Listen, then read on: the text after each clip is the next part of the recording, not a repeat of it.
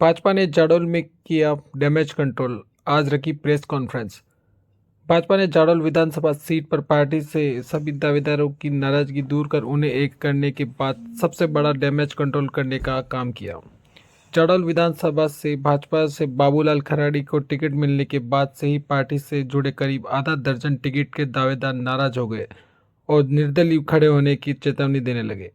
Party के पदाधिकारी ने सभी दावेदारों से बात कर उन्हें मनाकर एक किया और शुक्रवार को जाडौल में प्रेस कॉन्फ्रेंस में आयोजित की। इस दौरान भाजपा पूर्व देहात जिलाध्यक्ष भंवर सिंह पंवार सहित विधायक प्रत्याशी बाबूलाल खराड़ी, पूर्व देहात जिलाध्यक्ष गुणवंत सिंह जाला आदि कांग्रेस पार्टी पर जमकर बरसे। इस दौरान दावेदारों में से मुरारी बाबू बुम्बुरिया, लक्ष्मीलाल हरका भाई, दुलाराम, भगवतीलाल, बंसीलाल सहित अन्य पदाधिकारी और कार्यकर्ता मौजूद थे। आज बात करने का मुझे मौका मिला है। मैंने कभी मीडिया के पास ना तो गया न मीडिया से कोई बात हुई मेरी। आज मुझे समाचार मिला था कि पत्रकार वार्ता, इसलिए मैं आज आया हूँ। देखिए, मैं बताऊँ, मेरी तरफ से मैं दुनिया की सबसे बड़ी पार्टी का सदस्य हूँ, कार्यकर्ता हूँ, और मैं नया भी नहीं हूँ। मुझे पार्टी में काम करते हुए 35 वर्ष हो गए, 35 वर्ष होने जा रहे हैं।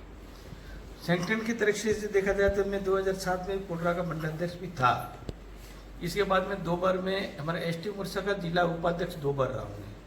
अभी मैं दूसरी बार देहात में एसटी मोर्चा का महामंत्री भी हूँ। देखो, पार्टी के लिए काम आप सबको पता है करता है और करूँगा। अब टिकट का जो सवाल है, हो सकता है कि हम लंबे टाइम से काम भी करते हैं, पर पार्टी का जो हमारा रूल होता है वो हमारे लिए मान्य है। हो सकता है कि अभी तक मेरे मापदंड पूरे नहीं हुए होंगे, कोई ना कोई मेरे में कमी पेशी होगी, उसको ऐसा मुझे लगता है। इसलिए मेरा टिकट मेरे को नहीं मिला। अब नहीं मिला तो क्या हो गया? बाबूला जी बैठे हैं, मैं तो पहले ही मजाक करता आया था, एक बार और मजाक की। मैंने कहा, भाई साहब देखो, दुनिया में 800 करोड़ लोग हैं, और ईश्वर की सबसे बड़ी खूबी है, सबको ना तो एक कर्म दिया, ना एक सबको एक चेहरा दिया, ना अलग बुद्धि दी।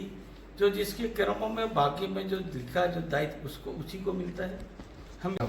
हमारी सरकार आगे चालू हो जाएगा।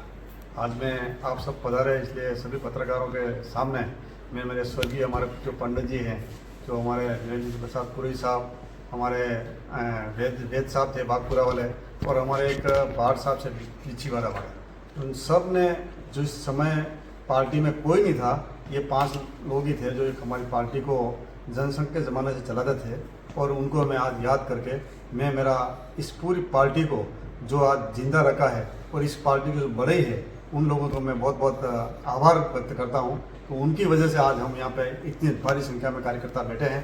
और साथ ही सेकंड पारी में हमारे राजराणा गुणवंत सिंह जी झाला साहब ने जो प्रधान बन के इस क्षेत्र का जो विकास किया, और जो लोगों को मालूम पड़ा कि कच्चे ढाबरे में सभी स्कूलें चलती थी और सभी विद्यालय और जितने भी सरकारी ऑफिस थे, वो उनको पक्का करने का काम माननीय भैरू सिंह जी शेखावत साहब थे, और राजराणा साहब ने उस समय ये व्यवस्था की।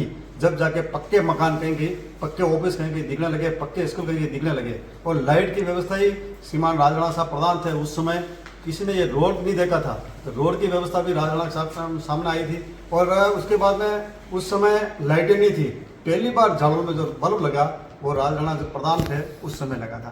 तो हमारे भारतीय जनता पार्टी ने इस कांग्रेस को कुछ करने के लिए सिखाया है साथ। और कमलनाथ की जो योजना थी लाइट ले जाने की, और माननीय हमारे राजराणा साहब उसमें प्रधान थे, और गोवर्धन सिंह जी हमारे एक एसी हुआ करते थे, उनके और आपके अच्छे रिलेशन थे। उस वजह से आपने मतलब वो ठेठ कमलनाथ तक लाइट पहुँचाने का काम हमारे राजराणा गुणवंत सिंह ने किया। भारतीय जनता पार्टी का जो दिमाग चलता है वो वास्तव में कांग्रेस में कोई दिमाग नहीं, केवल कांग्रेस तो केवल टोपली से धुआं डलवाने का काम आज दिन तक किया है। इसके अलावा किसी प्रकार का कोई काम कांग्रेस ने नहीं किया। और अभी कुछ काम थोड़े बहुत इन्होंने चालू किए, वो भारतीय जनता पार्टी ने 172 स्कीम जो नरेंद्र मोदी ने चलाई, उस 172 स्कीम को चलाने की वजह से इन्होंने देखा अपना आंशिक काम अपन भी कुछ करें। तो आज ये आंशिक काम करने के लिए इन्होंने 2-3 छोटे काम जरूर किया है, इसकी भी कोई पूर्ति नहीं हुई है। और ये पार्टी के साथ ही ऐसा है, वो पार्टी के साथ हैं, वो उनसे चर्चा हुई है, कल भी बात हुई है, वो कल परसों आ जाएंगे पार्टी के इसमें। अगर नहीं आते तो कितना नुकसान है? देखिए, वो चुनाव नहीं लड़ेंगे, ये केवल भ्रमक प्रचार है। उन्होंने खुद ने कहा मैं पार्टी के साथ हूँ, पार्टी का काम करूँगा, ऐसी मेरी कोई मंशा नहीं है। ऐसे उनका विचार है।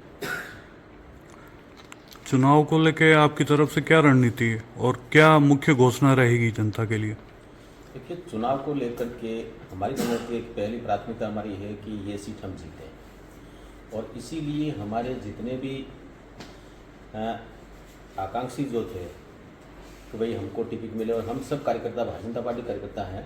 जैसे आदरणीय राजनाना साहब ने कहा कि हम देश को सर्वोपरि मान करके इस भारतीय जनता पार्टी में हैं, इसलिए देश को आगे बढ़ाने का लक्ष्य हमारा है, उसको पूरा करने के लिए हम सब लोग हैं। हम कोई चुनाव लड़ाने के लिए नहीं है। मंशा सबकी होती है कि मैं भी चुनाव लड़ूं, मैं भी एमएलए बनूं, और होनी चाहिए। और कार्यकर्ता ने जोर शोर से अपनी दावेदारी पेश की थी, लेकिन पार्टी ने मुझे फिर से पार्टी प्रत्याशी बनाया। और उसके बाद में जिस प्रकार का मीडिया में एक भ्रामक प्रचार हुआ था, इसके कारण से आप सब लोगों को हमने सावधानियाँ बुलाया था कि भाई जो इस प्रकार का जो वातावरण मीडिया के सामने बना था वो गलत था।